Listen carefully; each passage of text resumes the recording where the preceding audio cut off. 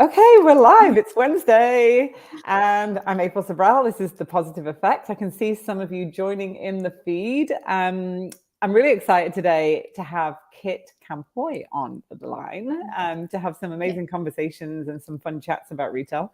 So welcome, Kit, to the call. Thank you so much. Thank you for the invite. Yeah, and so before we get started, just if you're joining us for the first time, put your name in the feed, tell us where you're coming from, because we have an amazing global retail community now that continues to grow every week. And I'm going to ask you, as always, to share this, tag somebody in your retail community so that they can find this conversation. And you can also subscribe to Apple Podcasts and Spotify. I'll put all of that in the post. And with that, we'll get started. So I'm so excited to have you on this show because I follow you on LinkedIn, and your posts, I feel like, go viral in our community. They get so much engagement. So tell us, Kit, if nobody, if you don't know Kit, you need to go and follow her right now and read everything she writes because it's amazing.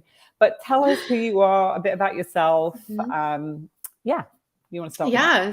So I live in Southern California, and I had a career in retail. It was over 20 years. I lost count at some point. And I absolutely loved working in retail. Running teams was probably like the biggest privilege of my life. I absolutely loved it. And worked for various companies. I was a store manager for a few, kind of worked my way up to bigger buildings and bigger teams and like on and on and on.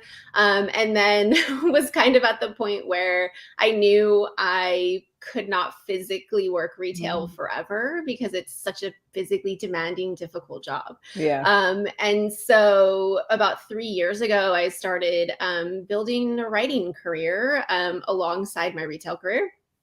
And in February, I left retail and went to freelance write full time. And it was the hardest thing I've ever done. Really? Leaving retail was the hard. I think I cried for 2 weeks straight. It was so hard.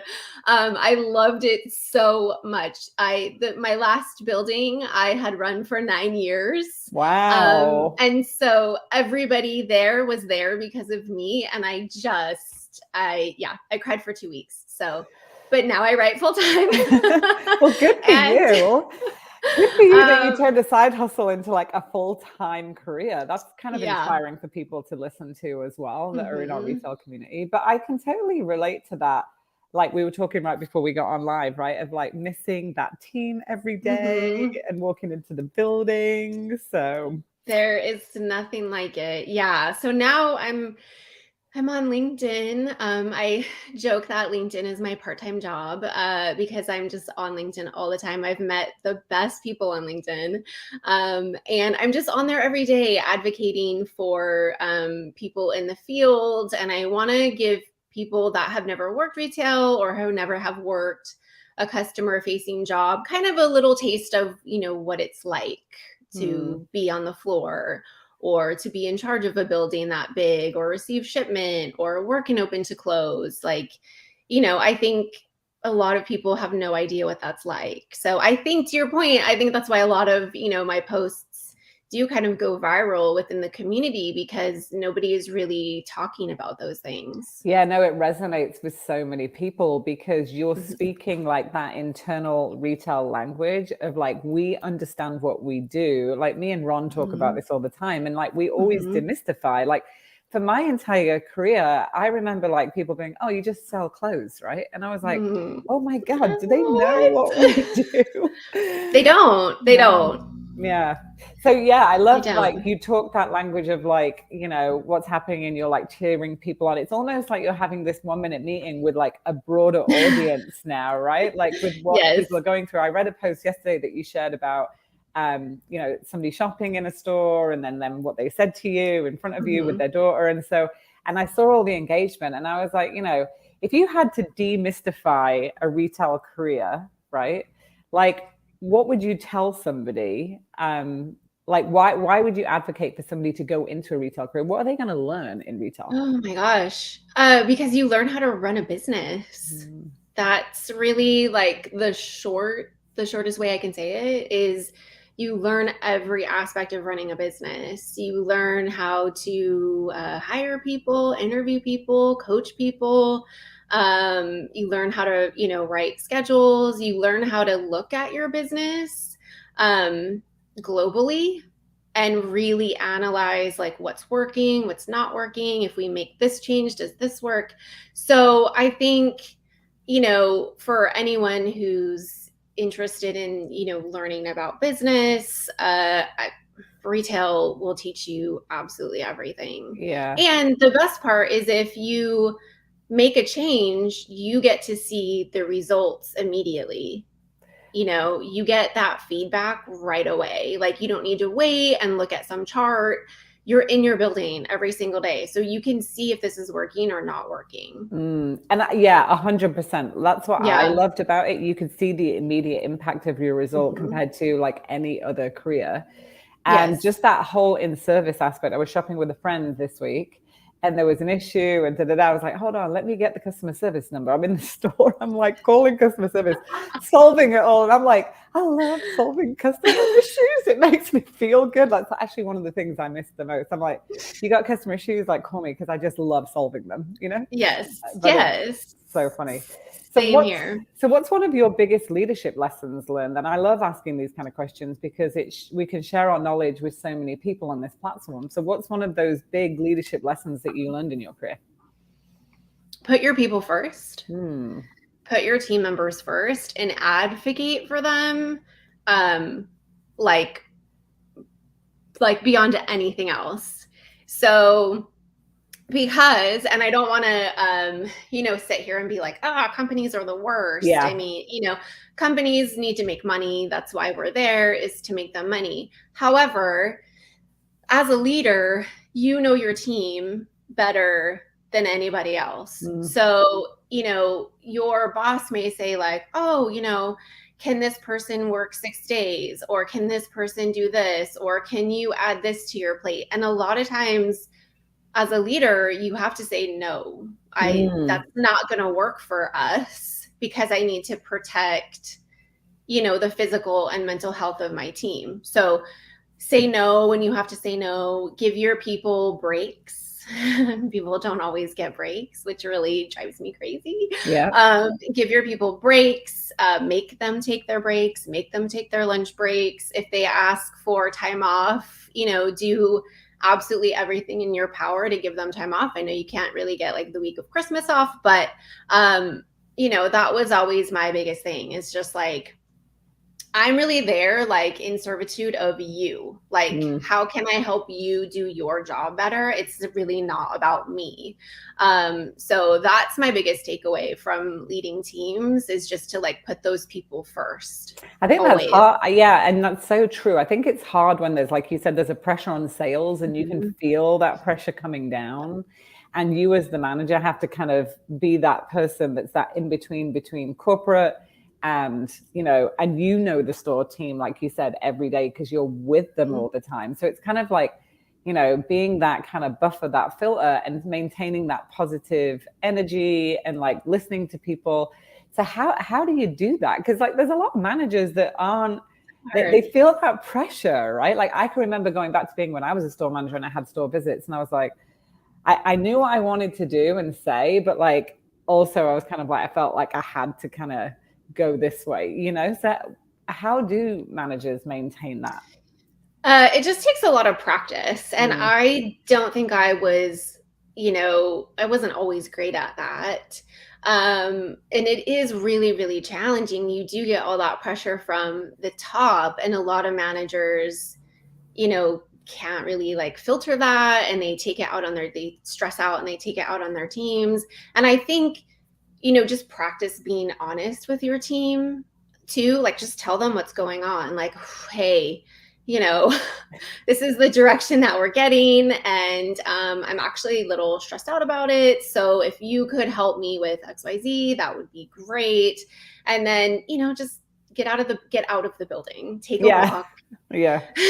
Take a walk, go grab a coffee. And then, but that was always, and lean on your other support managers too, to help you. I think where leaders get into trouble is they aren't transparent, or they try to do everything themselves. And then their support leaders are kind of like, well, what's going on? How can we help you?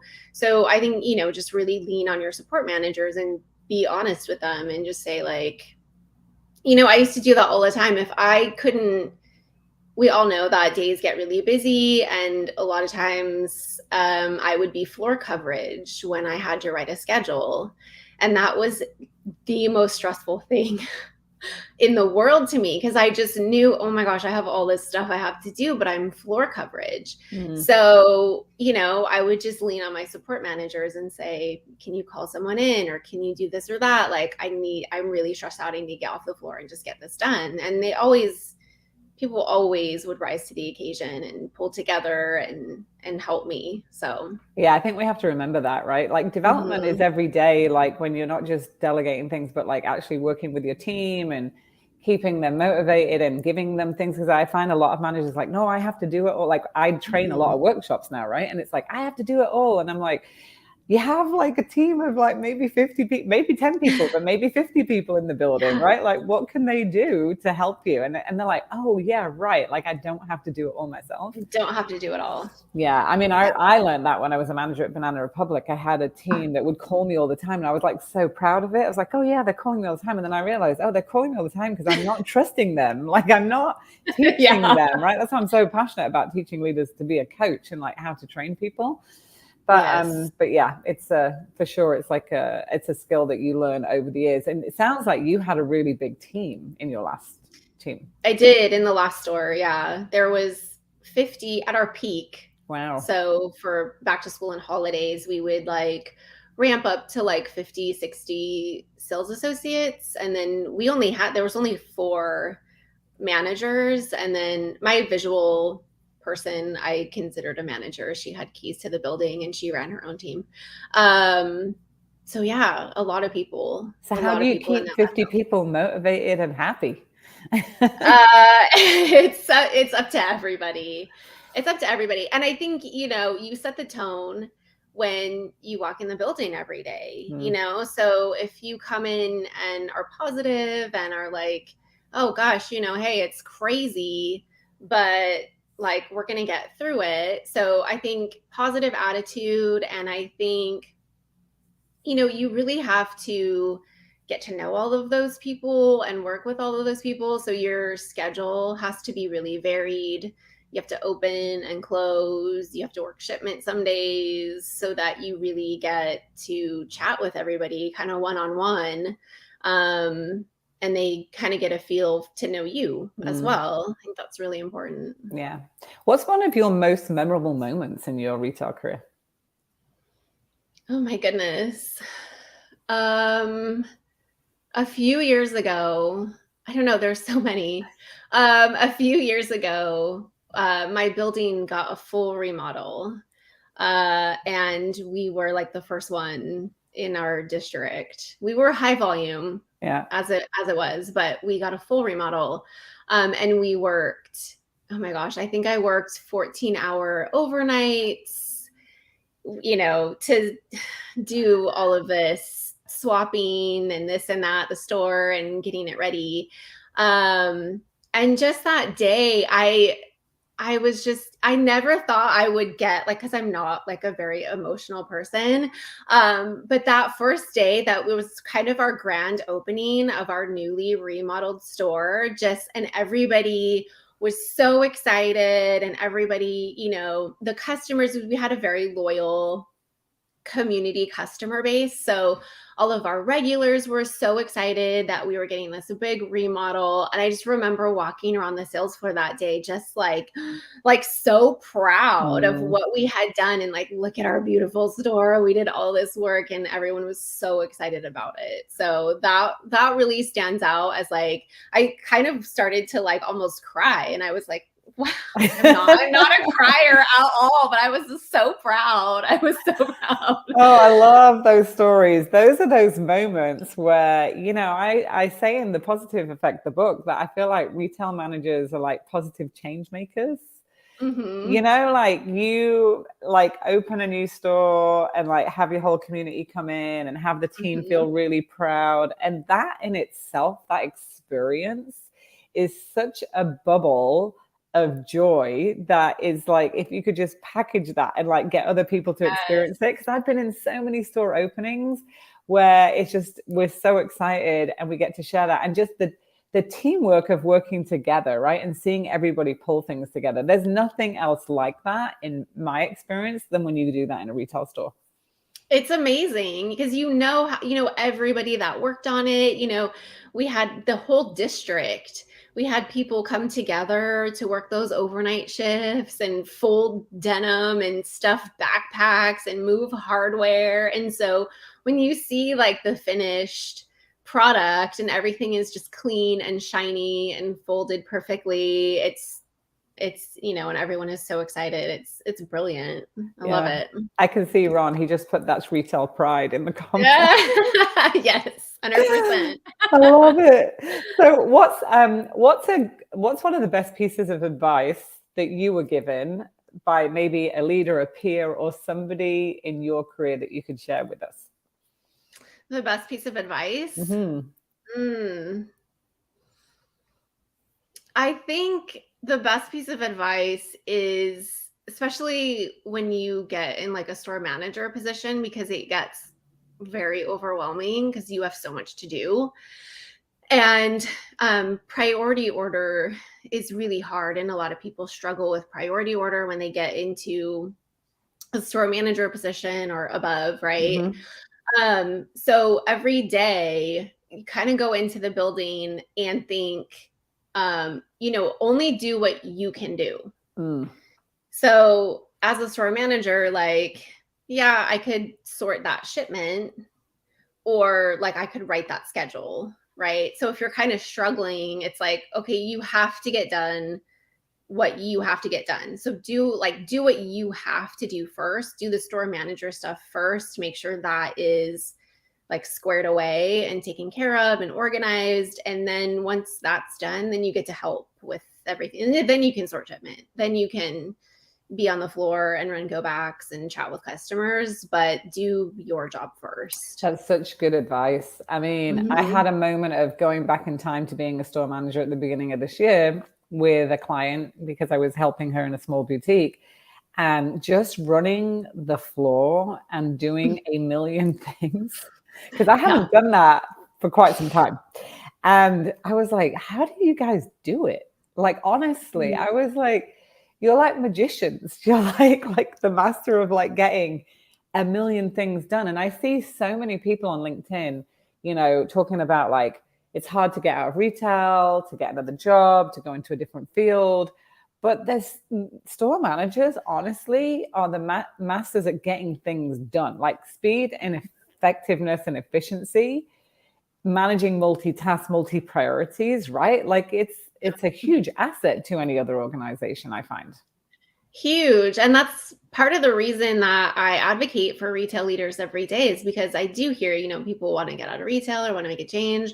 And I get it. I totally get it. It's such a hard job, but I'm baffled by, people, all these retail leaders that, say like, oh, they don't think I have experience in this or that, or like, I have not done this before, so I can't do this job. And I'm like, if you've run a retail store, you can literally do anything. Yeah. You could do anything. I would not have been able to be like a solo entrepreneur if I had not been a store manager. There's no way. Like, I learned how to do all of what I do now in retail. I think it's confidence, right? As well, a lot of it. And like really like how you translate that skill of what you do to what you're doing now. Because I mean, I've been coaching and doing leadership development for like ever and a day. Like I remember when I applied for a learning and development director job at one retailer, and they said, oh, no, you're not educated in training and development and L&D. And like, this will never be your full thing. You'll never go into human resources. I was like, I've been developing leaders for years. Yes. But I also lacked the confidence to go and start a coaching business and really say I'm a coach because I didn't maybe have the qualifications or this or that. And so I took some coaching certificates to like, you know, so I have the qualification. Did it make me a different coach? It didn't. Like, I'm the same coach and developed the same way and coach the same way that I did for 20 years. So I want to encourage people as well to, like, if you're thinking about that, first of all, read Kit's posts, because you do a really good job of articulating what a manager does. Because I remember for a long time when people would ask me what I did, I'd be like, I don't know how to say it. Like, I don't know how to translate what I do in retail to make it relatable to other things. So I think that's a part of it as well, right? Like, how do you take what you know and then be able to transfer that, right? Yeah, 100%. And that's actually why I started writing about leadership. It's because I couldn't explain it.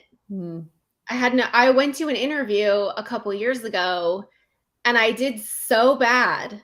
I bombed that interview terribly. And I went home and I thought, I do this every day. Why can't I explain what I do? Like, why is this so hard? So I started to study and write about leadership to figure out how to explain what it is that we do every day and what makes us so good at our jobs and how to coach people and what are the best practices, like, because it is so hard to articulate for some reason. Yeah, that's what happened to me when I started studying John Maxwell leadership. It gave me the language to actually explain what I do. That's exactly what happened. Because a lot of us in retail just kind of get promoted, grow up, get more responsibility because we're just delivering great results. And that comes through leading a team of people the right way, right? Yeah. And it's just, and I think, I don't know, I lose track of where I write about stuff, but I wrote about this once where I would have, when I would hire new support managers and they would come into the building and they would say, all of your team, everybody gets along. Everyone gets along. How do you do that?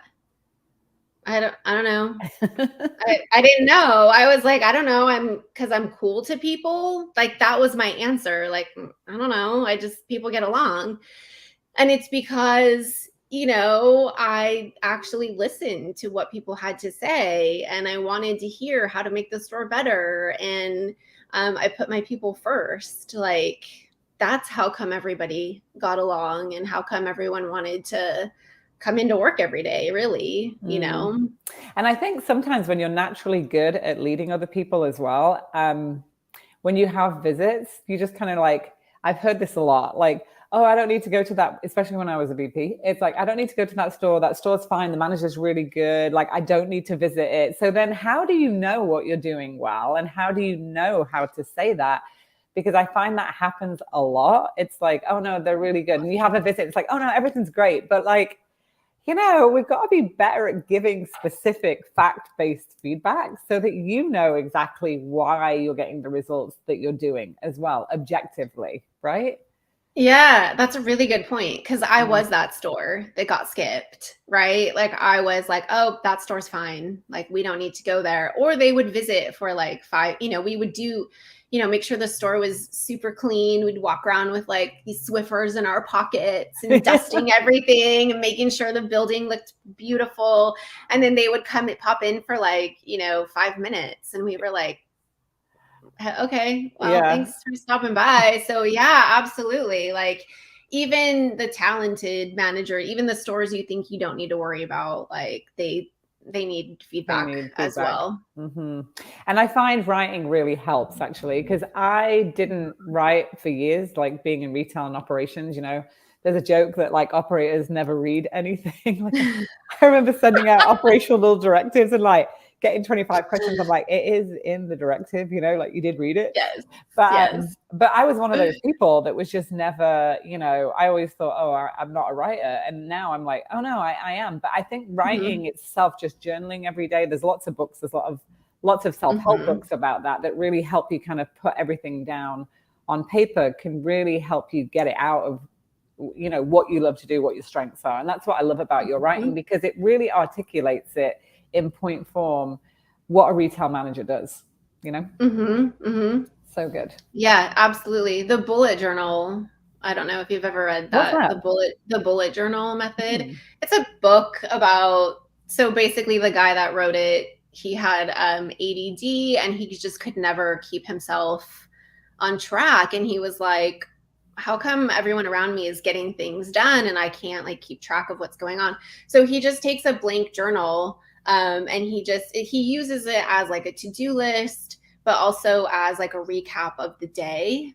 And I think it's really helpful, especially for me now, because I just, work at my kitchen table. So by the end of the day, I'm like, I have no idea what I did. And I'm like, oh my gosh, what did I do today? I'm so tired. So just taking a couple minutes at the end of the day to kind of jot, like just bullet, okay, I accomplished all of these things. It's really helpful. And, for retail leaders could do that as well. Just quickly jot down, these are all the things that I accomplished today. It could take you like 5 minutes. Right. But then when you look back, you can see like, oh gosh, why am I exhausted? And then you could go look through your bullet journal and be like, oh, that's why. Oh, I love that. I That's why love I'm that. yeah. I think that's great for retail managers because it literally Mm-hmm. takes 5 minutes and we're all like time starved. I know that. So, Oh, absolutely. mm-hmm. So what, like, if you were going to give, it's coming up on time. I always say the I show goes know. like this. It goes so It fast. goes so fast. But you've been such a joy to have on the show. Thank So you I'm so like, much. what's Kit's advice, or like, what are you thinking about? What are you writing about? Are you writing anything for holiday, for peak season, for anything? Are you like mulling anything over on that? Like, what can we I have expect? not, what's so funny is my LinkedIn posts, I do not write ahead of time.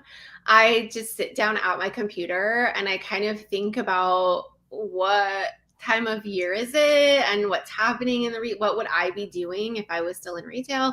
Or I hear something and then it kind of like triggers a memory. And so I write about that. So I don't really, the stuff for LinkedIn and the stuff that I write about leadership is really not like Oh, planned I love ahead of it. time. But I So mean, me too. I don't plan my LinkedIn posts either. I know like there's tools and yeah, resources that do all of that, but literally I'll be reading one of your posts sometimes and I'll be like, that just made me think about sharing this thought, but right, that's right, what I love about LinkedIn as a platform, because it gives you the avenue to be able to share that with like you said earlier before we got on, now you have a bigger voice, right? right. In our community. Exactly. Yeah. Hmm. So, and to your point, maybe I'll read something that someone else posted and I'm like, you know what? Like, I think retail leaders need to hear about whatever because people don't give them enough credit ever. They really don't. You can see that by the amount of engagement on your actual posts when you Right. write something, and you see, I'm like, the amount of managers that it just resonates with, and like, Hmm. it's funny because I was having this conversation the other day and somebody said, oh, like I didn't want to, I didn't want to put it on the executives and send them an email. I said, you should always send the email to the executives because they have far more time than a manager does. I was like, Yeah. really, a manager's like super busy. And, I remember as I moved up, I was really happy when I got emails from the stores and like heard from people, Hmm. because they had this assumption that I was like, oh, I was so busy. I was like, no, my job then became to facilitate the needs of what everybody else wanted or needed to be successful, So I always try and Yeah. encourage those managers to really reach out. But what would be your like top tips then for somebody being like wanting to be a successful retail manager? Um, I again, like put your people first. Work a varied schedule. So, like I said before, like close sometimes, work at 6 a.m. with your visual manager. Sometimes do like get your hands in everything. And then also trust your team and like really like let them own things. Let them own things and don't like they're gonna mess up, but that's fine. Mm. Like let them make the mistake. I had a new manager, she was doing the change order. She ordered like, I don't know, like $30 in pennies or something, right? Like it's fine. It's pennies. We'll never Yeah. order them again. So let people mess up. It's fine. Like that's why you're there to like, educate them and we'll pick it up and we'll move on. Yeah. And it's all okay. It's all okay. Be supportive, be positive, Yep. and allow people to grow, right? And what would Yes. you say to somebody looking at you that maybe is in a store manager role and thinking like, I can't do this forever because, you know, whatever, I'm like maturing or I want to think about something else. Like, what would you say to them to encourage them to be able to, you know, maybe follow in your footsteps? Because it's hard for a lot of people in retail to think about what they're going to do next. It's really hard. And I struggled with that for years. I didn't know I knew that I couldn't do it forever, and I didn't know what I wanted to do next. So, you absolutely can do something else, because if you're a store manager, you can do anything you want. If you can run a store, you can absolutely do anything. So I would say, you know, kind of step back and take a look at like, what do you love to do? You know, what are you doing in your free time? Like, what are you doing on your days off? And just kind of like, you know, I would write before and after my retail shifts. I would write at midnight. I would write at 8 in the morning. I would fall asleep at my computer. And you don't have to like go crazy or anything, but everything, it all adds up. So small steps, like just small little steps along the way. And then pretty soon you'll turn around and you'll go, oh, wow, look, I just did all this stuff. Maybe I could make this a career. That's great advice, because small steps over time with consistency, like we know when we're running a retail store, build the success, right? So it's the same kind of mindset, because a lot of times it's like you want to take this big leap and you're like, oh, it's so much. But exactly what you're saying. I started writing a blog just as part of the John Maxwell program. And literally like 30 days later, I had like 15 posts, like posts. So it was just like a little bit every day. And I was telling this story to somebody yesterday. I was like, I remember when I first started a LinkedIn group for Retail U, like, I don't know, 6 years ago. And I remember getting the first person on it. And I was like, yes, I've got one person to join my group. And now we have over 4,000 users on the platform. So it's, you know, it's incredible what you can do. And retail managers have the most persistence and work ethic I've ever met. So if you find this and you're watching this, feel encouraged to find out what your passion is, like Kit said, and what do you love to do and what do you do outside of work? And, you know, start exploring that, seeing what you can do. And there is life after retail, and you have so many skills that are cross-functional. So many skills. So yeah, you can do it. Literally anything. Yeah, literally. Anyway, so it's been so wonderful, Kit, to have you on the show. Thank you so much for joining me. Thank you so much for having me. And I'm going to say it again, go follow Kit. Read all her posts. She will keep you motivated and encouraging to keep it real, which I love. And tag somebody, share this in your retail community, and subscribe. And we'll see you on another episode of The Positive Effect.